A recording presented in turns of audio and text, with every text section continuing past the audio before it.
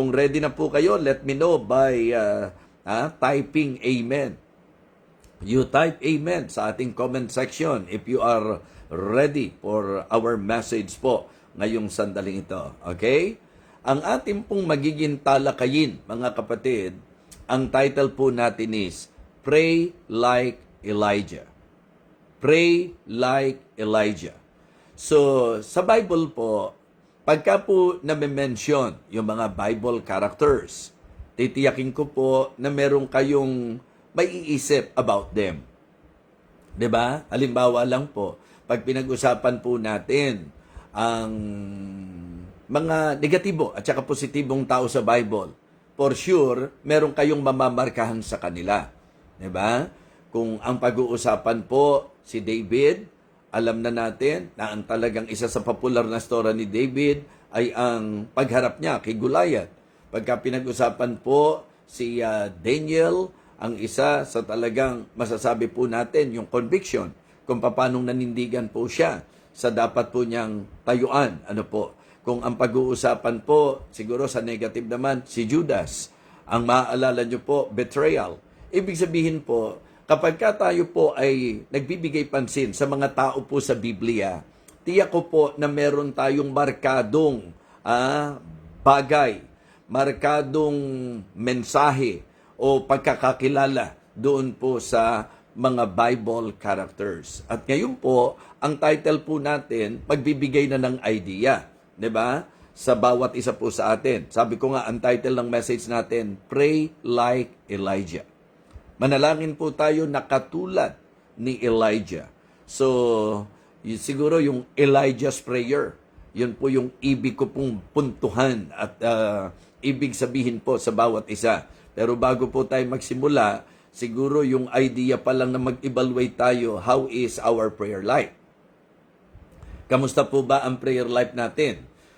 Baka mamaya po mag-uusap tayo tungkol sa prayer, nakakalipas na pala ang araw na hindi tayo nakapagpe-pray. So I believe, mga kapatid, ang prayer po ay isa sa napakalaking pribilehiyo na ipinagkaloob ng Diyos sa mga Kristiyano at ito'y napakalakas na kalasag laban sa dyablo at ito po ay napakalaking advantage na meron pong Diyos na natatawagan po tayo. So kaya I hope and I pray na ang bawat isa po sa atin talaga pong meron pong mataas na pagtanaw at pagpapahalaga sa panalangin. At ang akin pong challenge na nais ibigay sa inyo ay ang challenge po sa buhay panalangin ni Elijah. Kasi sometimes people are too busy na magbibigay pa ng time para lumuhod, para manalangin. Pero ang akin pong pananaw, kahit gaano ka-busy ang bawat Kristiyano, isa sa dapat mabantayan, isa sa dapat mapahalagahan, isa sa dapat na mabigyan po natin ng pansin at panahon sa buhay po natin ay ang ating pong prayer life. Ating pong babasahin ang sulat po ni James. James chapter 5, magsisimula po ang ating pagbasa sa verse number 14. Is any sick among you? Let him call for the elders of the church, and let them pray over him, anointing him with oil in the name of the Lord. And the prayer of faith shall save the sick, and the Lord shall raise him up. And if he have committed sins, they shall be forgiven him. Confess your faults one to another, and pray one for another, that you may be healed.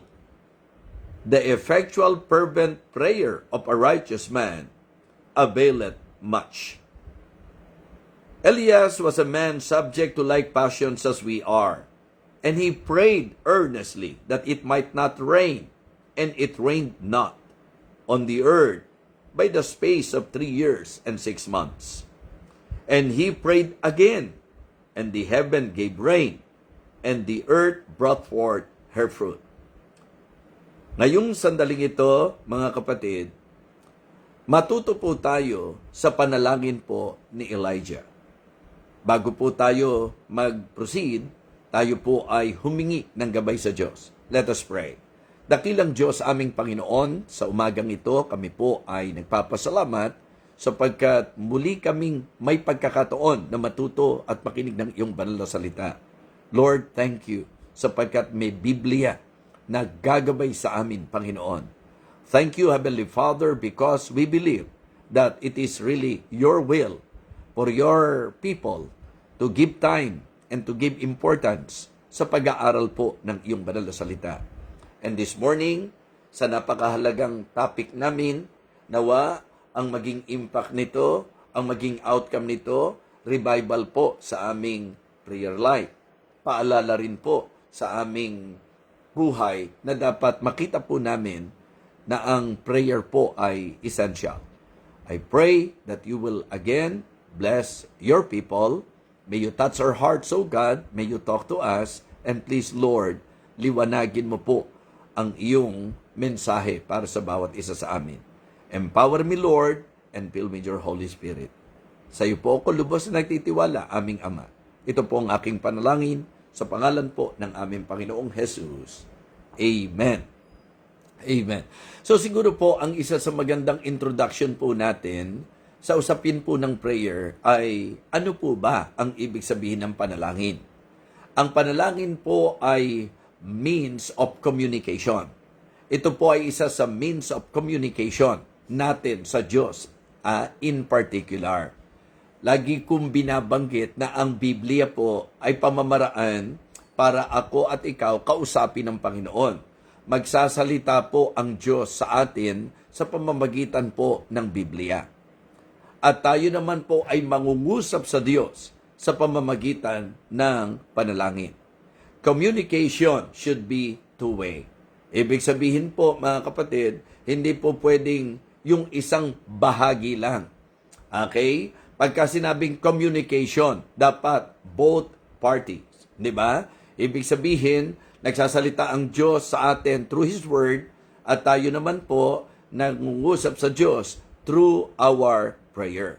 Communication po yan. Ngayon, sa usapin po ng prayer, marami na rin po tayong lesson na natalakay.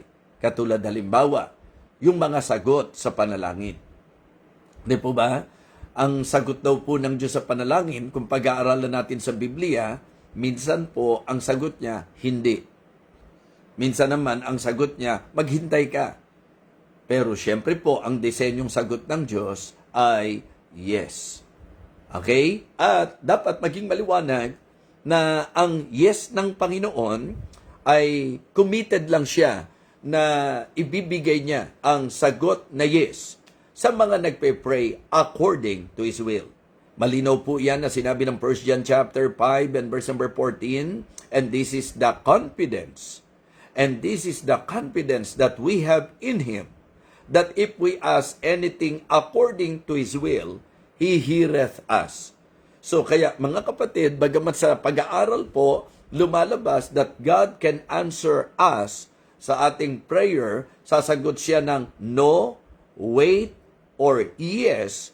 Naniniwala po ako na dapat as we continue on in the Christian life, as we grow sa ating pong Christian life, dapat ma-reach natin yung level na ang magiging sagot ng Diyos sa prayer natin, yes. Bakit? Sapagkat habang lumalago tayo, natututo tayong mag-pray ayon sa kalooban ng Panginoon. Sa Romans 8:26, ipinupunto sa atin na ang Banal na Espiritu ang nagtuturo sa atin ng mga dapat ipanalangin po natin. Kaya nga muli po mga kapatid, it is good to be reminded about this very important topic and this special privilege na ibinigay ng Panginoon sa kanyang mga anak. Kasi ayaw natin na ang privilege ang prayer po ay maging wasted privilege.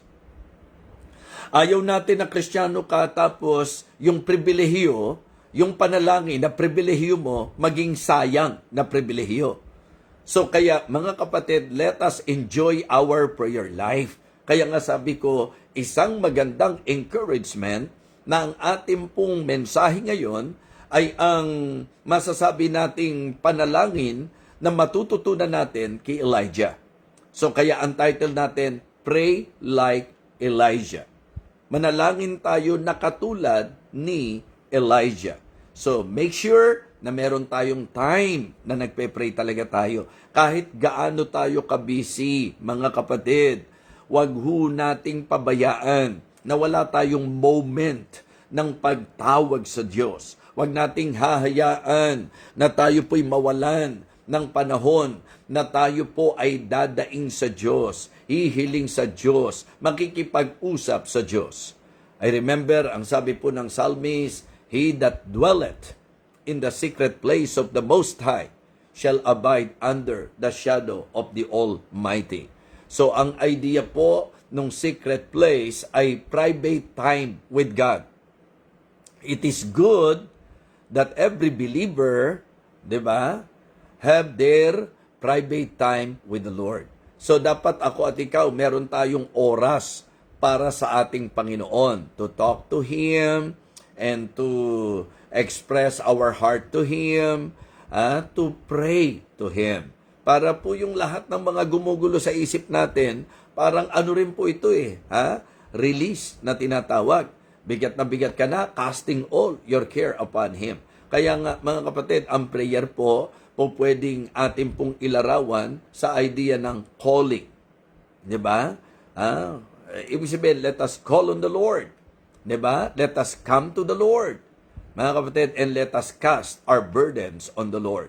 So, yun po, yung mga concept na ito, ini-establish ko po, mga kapatid, para at least pulido po ang ating pong alam sa tinatawag po nating panalangin. So, kaya ngayon po, mga kapatid, ito pong James chapter 5, for me, particular po tayo doon sa sinabi po ng verse number 15. And the prayer of faith shall save the sick, and the Lord shall raise him up, and if he have committed sins, they shall be forgiven him. Confess your faults one to another, and pray for one for another, that he may be healed. Ito po yung pinaka para sa akin, matatawag natin sa prayer nito pong si Elijah, the effectual prayer. The effectual prayer, the effectual fervent prayer of a righteous man availeth much. So, ibig sabihin po mga kapatid, yung idea ng sagot ng Panginoon, kinakailangan po, ang pinaka-goal and objective po natin is His yes. Yung kanya pong oo, mga kapatid. So, tingnan nyo po yung exact example. Recorded po ito sa Old Testament. Ano po? So, tingnan nyo po yung sabi ng verse number 17. Elias or Elijah was a man subject to like passions as we are. So, I believe, malaking bagay po na pinaalala sa atin na ito pong si Elijah ay hindi po kakaibang nilalang. Si Elijah po ay katulad rin po natin. So, yun ang sabi. Elias was a man subject to like passions as we are, and he prayed earnestly that it might not rain. Ang naging prayer niya, wag umulan. Ang sabi po, mga kapatid, and it rained not on the earth by the space of 3 years and 6 months. So, ibig sabihin, Elijah prayed, and the answer of God is yes. Okay? Verse number 18, and he prayed again. Okay? And the heaven gave rain, and the earth brought forth her fruit. Kumbaga mga kapatid, di ba? Makikita nyo po na ang prayer niya talaga leading and guided. Kaya po yes yung prayer niya according to God's will. Kaya nga sabi ko, ito ang magandang ma-reach nating level. Na sa prayer life natin, ang sasagot ng Diyos, yes, sapagkat ang prayer natin according to His will. And Elijah, I can say, is one of the best example sa usapan po ng prayer. Kaya ang encouragement ko, ang challenge ko po, pray like Elijah. Diba? So, dito po sa ating pong magiging pag-aaral, bibigyan pansin po natin ang ilang mga bagay. Okay? Una po, mga kapatid, let us pray fervently. Let us pray fervently. Yun po yung sinabi. Diba? The effectual, fervent prayer of a righteous man availeth much. And I want you to consider yung sinabi ng verse number 17. He prayed, and he prayed earnestly. Ibig sabihin talagang manaing na panalangin. Ito po yung sa panahon natin ngayon, Ewan ko po ho kung aamin ng marami sa atin. Ito po yung panahon na sa sobrang busy ng mundo, yung iba siguro, yung iba lang naman, di ko naman sinasabing lahat. Yung iba siguro, wag di masabing nag-pray lang. Okay? Nagiging very casual, mga kapatid. O kaya, sabihin po natin na shallow ang ating nagiging treatment sa usapan ng panalangin. Sa verse number 17, ang sabi po, he prayed earnestly. Yung pong presentation po ng Bible, the effectual, fervent prayer of a righteous man availeth much. So si Elijah, ang sabi po, he prayed earnestly. Sa madaling salita, in praying, na katulad po ni Elijah, we need to pray fervently. Ang ibig sabihin niyan, passion in prayer. Yun yung i-develop natin. Maging enjoyable sa atin yung time na tayo po'y magpe-pray. Kaya nga sana, kung kayo po ay pumapasok,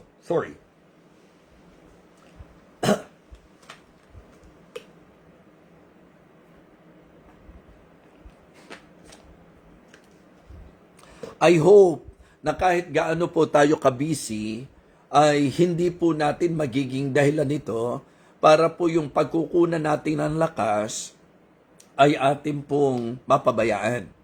So mga kapatid, nung sinabi pong he prayed earnestly, siguro po in using our imagination, talagang siya yung, kasi alam niyo po ba yung isang matinding larawan ng panalangin na masasabi nating maningas talaga? Yun po yung prayer din ng propeta ni Baal. Di ba? So, para lang makita nyo. Ang kaibahan po, mga kapatid, marubdob yung panalangin nila. The only problem, nagpe-pray sila sa maling Diyos. Yan po yung dapat makita yung difference. Kasi grabe po yung mga pagpapakita po ng mga propeta ni Baal, ng kanila pong paghiling, ng kanilang pagdaing, ng kanilang pagtawag. Diba? Talagang grabe po yung kanilang, yung tinatawag nating, yung they prayed earnestly. And the only problem is that tinawagan po nila hindi ang tunay na Diyos. So kaya medyo ito pitik ng kaunti ito sa atin. Mga Kristiyano, kaya ba nating manalangin na katulad ng mga propeta ni Baal na talagang mukhang hindi po titigil hanggat hindi po sinasagot yung kanilang prayer at talagang ipinaramdam nila, handa silang magpuyat at talagang nagpakababa po talaga sila para lang po sa kanilang pagtawag kay Baal kasi gusto nilang patunayan na si Baal ang tunay na Diyos. But Baal is not the true God. So, sinasabi kong pitik dito, baka sila kung mag-devote ng time sa prayer, ganun. Baka sila kung talagang lumuhod, ganun po. Baka sila ganun po kasigasig at ka-eager, earnest, yung kanila pong panalangin. Tapos yung mga nagsasabing Kristiyano, ang prayer para pong just merely talking. Kaya rebuke din po ito, mga kapatid. Rebuke din po ito. So, let us pray fervently. Ang ipinakikita ko po sa inyo yung passion in prayer. Yung tinatawag nating burning desire, mga kapatid. Yung talagang bold devotion. Yan po yung mapapansin po natin sa kanila. At yung kanilang burdened cry. So, kay Elijah po tayo, kay Elijah. Pero pinakita ko lang po sa inyo na kung tutuusin, yung pong ipinakita ng mga propeta ni Baal, ganun po yung talagang manigas na pagpe-pray. Ang problema lang po, mga kapatid, hindi lang tama yung Diyos na tinatawagan, pero grabe po. And then, ipinakita po ni Elijah na dahil ang Diyos niya ay Diyos na tunay, so yun po ang kanyang naging challenge po sa kanila to prove that His God is the true God, and prayer po ang naging batayan po nila. Sino ang sasagot? Kaya mga kapatid, huwag kayong reklamo ng reklamo, na hindi sinasagot yung prayer nyo. Kasi para nyo na rin ipinapahiya ang pangalan ng Panginoon na para bang ang Diyos natin hindi Diyos na buhay. Baka may problema sa atin kasi definitely walang problema sa Diyos. Make sure that your prayer is according to His will. Make sure that you are praying sa tamang Diyos. And then, medyo makonbinsi natin. Diyan po papasok na naman yung paborito po ng aking mahal na asawa, si Ma'am Maris Ninyo. Sa kanyang prayer perspective, mga kapatid, paborito niya sa akin pong naging mensahe, yung idea na give God a valid reason. Bigyan natin ang Diyos ng valid reason kung bakit dapat sagutin po niya ang ating panalangin. Nawa, kaya sasagutin ng Diyos kasi ang prayer natin according to His will, guided by the Holy Spirit, hindi motivated ng ating sarili lang. At saka baka mamaya, Diyos ang tatawagan natin, napaka-casual nating masyado, at talagang parang, alam niyo po yun, para bang nakikipag-usap tayo kung kani-kanino lang. Gawin nating sagradong oras at gawin nating oras ng pagpapakita ng ating mataas na regard sa Panginoon. Importante po itong aking binabanggit sa inyo. So, pray fervently. So, yan po ay ang passion in prayer. Ikalawa po, pray faithfully. Ang gusto ko ipakita dito, yung kanyang consistency, yung kanyang commitment, mga kapatid, and even his confidence. Makikita nyo po na sa prayer niya, ito po ay masasabi nating matapat na panalangin kasi consistent, tapos committed, mga kapatid, and confident. So, yun po ang dapat nating iparamdam sa Diyos, na ang ating pong tinatawagan ay Diyos na mapangahawakan. Kasi idiniin po yan ni Elijah sa 1 Kings chapter 17. Niliwanag po niya na talagang ang kanya pong pagtawag ay sa Diyos na kanyang tinatayuan.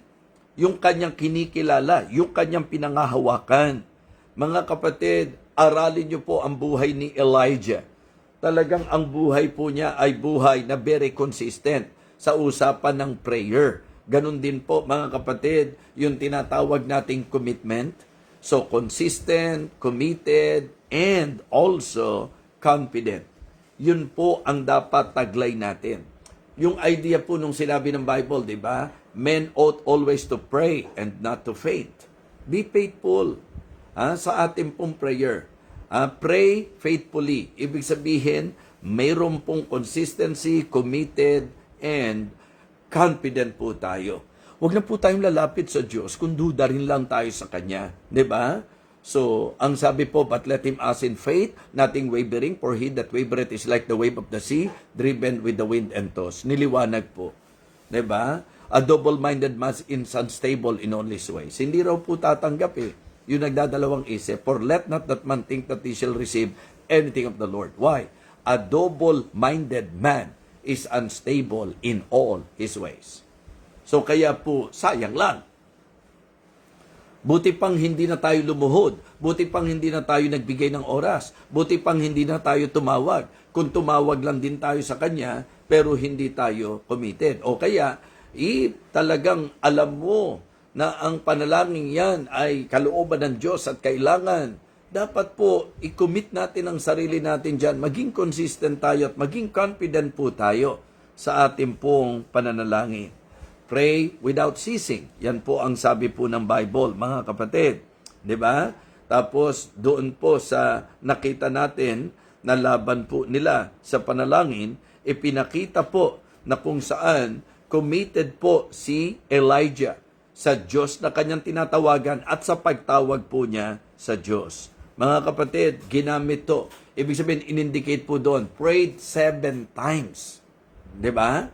So, kaya kamusta po tayo? Minsan, kapag ka nagpe-pray tayo, sinusubok lang ng Panginoon kung talaga bang naiintindihan natin yung pinagpe-pray natin. Ang problema, nagsasawa po tayo, napapagod po tayo.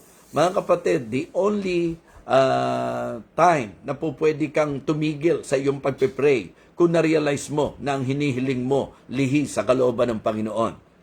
Pero kung ang paniniwala mo, kalooban ng Diyos talaga yung pinagpe-pray mo, ano man ang mangyari, tuloy lang. Tuloy lang po, mga kapatid. So, una po, pray fervently. Pray faithfully. So, doon sa pray fervently, passion in prayer po yan. O, dito naman po sa pray faithfully, yung persistence. Sabi ko nga sa inyo, yung persistent tayo sa ating pong pagtawag sa Kanya. Dapat consistent, committed, and confident. Naaalala ko po, mga kapatid, ito yung po pwede rin nating i-combine yung dalawa eh. Yung fervently and faithfully sa ating pong pananalangin. Naaalala nyo po yung pong parable na ginamit po na sa kauulit. Ang ginamit na salita po, because of His importunity. Kasi talagang hindi titigil. Minsan ganun po ang gustong maramdaman ng Panginoon sa atin, na hindi tayo titigil, mga kapatid, sa ating pong pagtawag sa Kanya. Uulitin ko po, ang tamang panahon lang na itigil mo na yung hinihingi mo sa Diyos kung na-realize mo na ang hinihingi mo ay sablay. Kasi hindi talaga sasagutin. Di ba? Ye ask and receive not. James 4:3, di ba? Ye ask and receive not because ye ask amiss, that you may consume it upon your lust. So, if the Lord will reveal to you that what you are praying is not really His will, you better quit. You better stop doon sa pagpe-pray. Hindi ka sa prayer titigil. Doon sa pinagpe-pray mo na nakita mo na hindi kalooban ng Diyos. Okay? Bilang mga Kristiyano po, atin pong talagang pahalagahan, atin pong bigyang pansin ang buhay, malakas na buhay, panalangin po natin. So, pray fervently, passion in prayer. Pray faithfully, persistence in prayer. Pangatlo po natin, pray focused. Pray focused. Ang ibig sabihin nito, mga kapatid, ito naman po yung precision in prayer. So, dapat, pagka po tayo nagpe-pray, mga kapatid, una, medyo dapat specific. Diyan natin kinakapit po yung talatang Philippians 4 and verse number 6. Be careful for nothing, but in everything, by prayer and supplication with thanksgiving. Ano po ang sabi ng susunod na bahagi? Let your request be made known unto God. Ibig sabihin po, tinuturuan po tayo ng Biblia na talagang dapat specific ang ating prayer. So dapat yung focus nanduroon. Niliwanag po yan. Yung verse number 17 and 18 sa text natin, si Elijah, specific yung kanyang prayer. Diba? Na ang sabi po, huwag umulan. O, sinagot ng Diyos, specific po. Kaya kung meron tayong nais, hingin sa Panginoon, gusto kong malaman nyo po na ang Panginoon natin, siya po ang Ama natin. At siya po'y matuwid na Ama na hindi niya ipagkakait sa atin kung ano po ang hinihingi natin sa Kanya. Basta tiyakin lang natin na tama at kalooban niya po ang ating pong hinihiling sa Kanya. Amen po ba?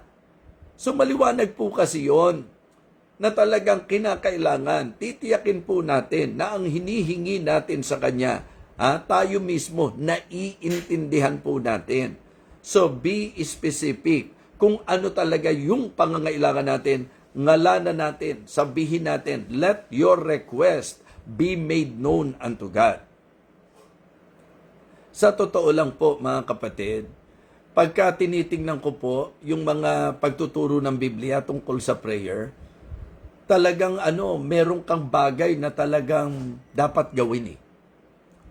Una, alam naman natin, if I regard iniquity in my heart, the Lord will not hear me. Yan po yung sabi. So dapat tiyakin natin na maayos ang puso natin sa pagtawag natin sa Panginoon. So tapos, niliwanag din po sa atin, 'di ba? Katulad ng binanggit ko sa inyo, na dapat ang prayer mo, ang naglilid sa iyo, Espiritu ng Diyos. Romans chapter 8, verse number 26.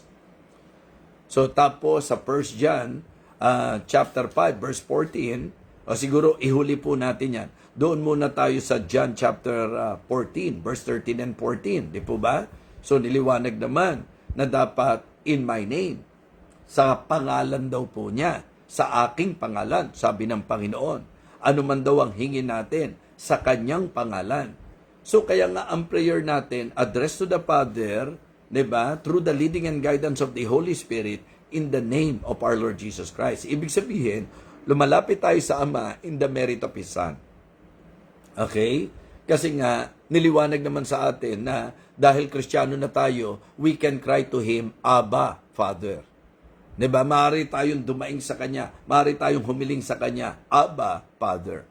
Kaya nga, ang prayer po, mga kapatid, ay dapat maging isa sa interesting topic sa mga mananampalataya at maging open po tayo para ma-remind tayo, para ma-rebuke tayo at ma-realize po natin, teka, sayang pala yung pribilehyo ko bilang anak ng Diyos. 'Di ba? Ang sabi po, we can cry to Him, Abba, Father. Okay? So, napakaganda po na yun po ang ating pong nagiging pattern. Uulitin ko po, kanino dapat i-address ang prayer? To the Father. Kaya when you pray, say, Our Father. Kaya nga may message ako na sabi ko, that is leading to the idea na ang prayer hindi para sa lahat ng tao, para sa may relasyon lang sa Kanya, para sa mga tunay na anak niya.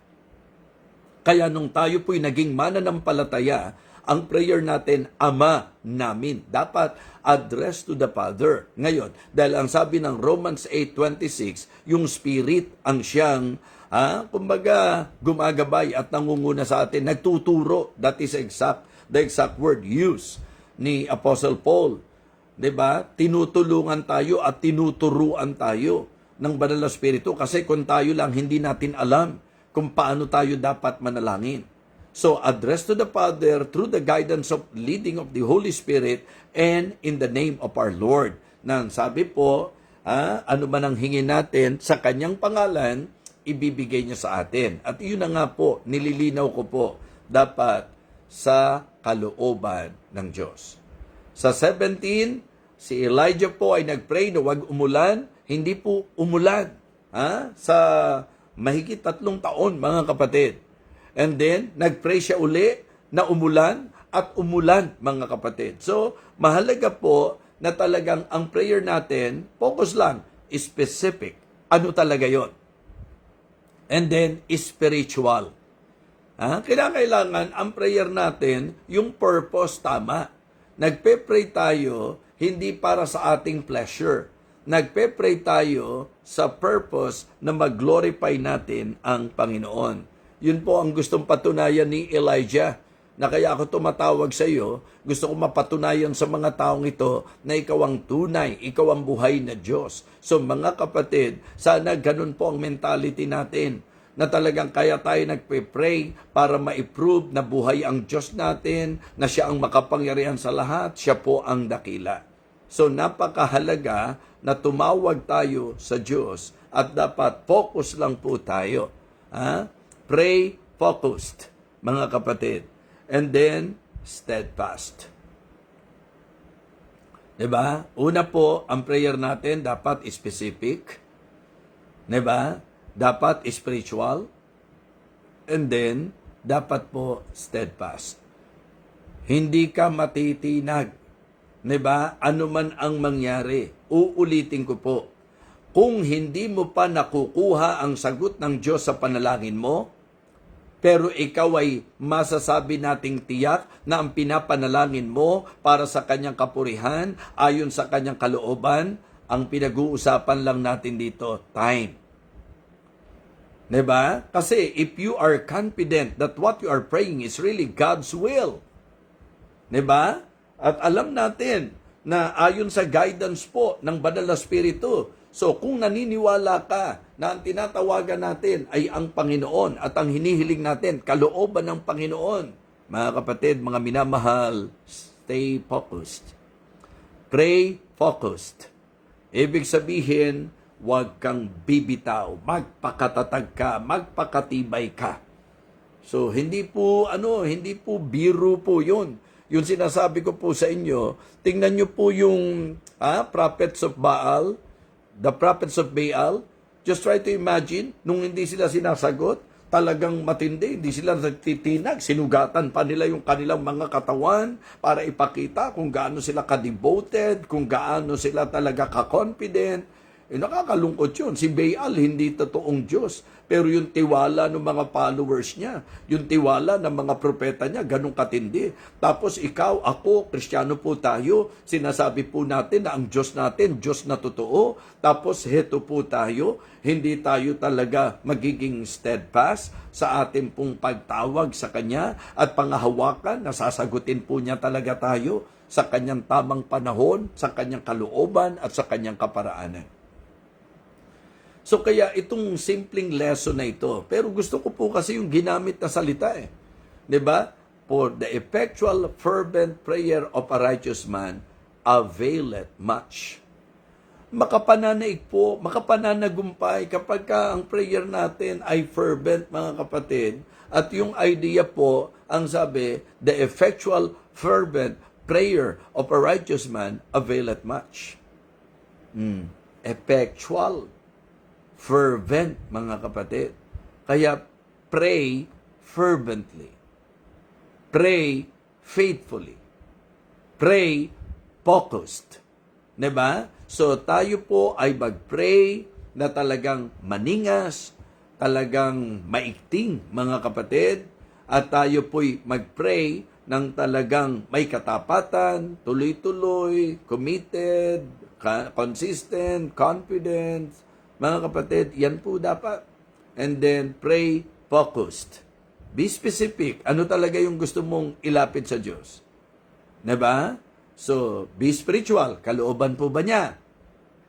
Ayon po ba sa kalooban niya? O, focus. Mag-pray ka doon sa specific na gusto mong hingin sa Panginoon na sa katotohanan, alam mo na kalooban ng Panginoon at huwag kang matinag. Be steadfast. Diba? Just keep on sa ating pong mga pananalangin. So, kaya mahalaga na kapag ka po tayo nag-pray, iparamdam natin sa Diyos yung ating pong matinding, diba? Matinding pagtitiwala at pangahawakan sa Kanya. So, ang challenge ko po sa inyo, sabi ko, si Elijah yung pinag-aaralan natin, pero tingnan nyo po yung mga prophet of Baal, kung ang mga Kristiyano ganun magpe-pray, na ang tatawagan po ay ang Diyos. Mga kapatid, ginawa po nila ang lahat.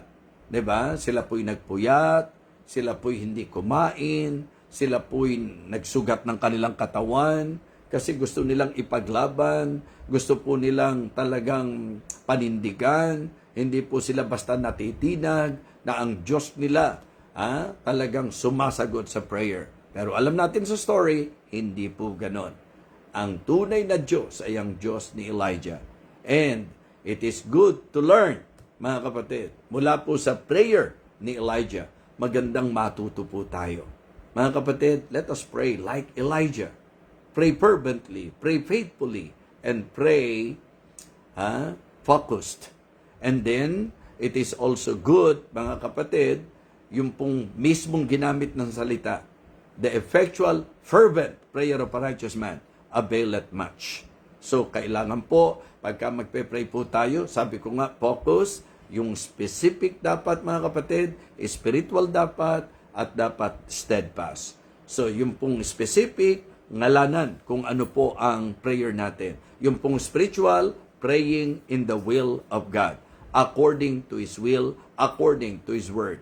And then, steadfast, na hanggat hindi sinasagot, believing that what you are praying is God's will, then hindi ka titigil hanggat ikaw ay sagutin.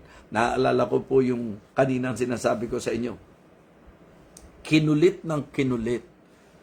Ang sabi po, sa totoo lang, babangon at bibigyan siya ng pagkain o ng kanyang hinihingi, hindi dahil sa siya ay kaibigan, kundi dahil sa siya ay makulit. Yun yung positibong kulit. Yung pagiging, sabi po, yung importunity. Diba? So, dapat ganun po tayo. Huwag nating sayangin ang opportunity. Let us practice importunity as long na ang paniniwala natin, ipinagpe-pray natin kung ano ang kalooban ng Diyos. Kaya po, kung ikaw ay nagpe-pray, na talagang specific yung prayer mo at nakikita mo wala namang paglihi sa salita ng Diyos, sa kalooban ng Diyos. Panindigan natin, tayuan nating matatag, tayuan nating matibay. Kung kailangan mag-ayuno po tayo. Kung kailangan magpuyat po tayo. Kung kailangan gumising ng maaga, gumising tayo ng maaga.